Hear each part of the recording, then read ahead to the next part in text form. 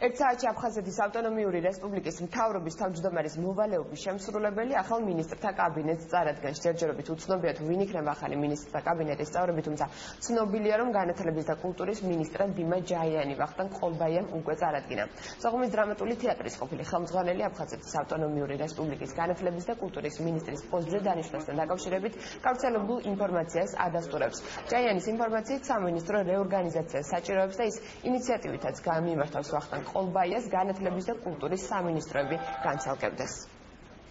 ასეთი სურვილი სამაგდა ემთხვევა ჩვენი სურვილი ერთმანეთს ბატონო ვახტანგის და ჩემი რომ განათლების სამინისტრო იყოს ცალკე და მას სხვა ადამიანი ხელმძღვანელობდეს და კულტურის სამინისტრო იყოს ცალკე. ალბათ ეს ორ თვეში ეს ორგანიზაცია მოხდება. ორგანიზაცია მოხდება კიდევ შიგნით. სამართლიანობის აღდგენა სრულებით არნიშნავს იმ ადამიანების დაჭრას, რომლებიც იმ პარტიაში იყვნენ ნაციონალურ მოძრაობაში და თავისთვის ჩათვალისწინებად საქმეს აკეთებდნენ. ამათ დაშაგურა აუს ნამდვილად არნიშნავს სამართლიანობის აღდგენა, მაგრამ ეს ადამიანები, რომლებიც ხელს უწყობდნენ და აშკარად ჩანდნენ წინა პლანზე იყვნენ, რომლებიც 10 წლის განმავლობაში აუპატეურებდნენ საქართველოს, ასეთმა ადამიანებმა უნდა იწვნიან თავიანთ ზოგზე.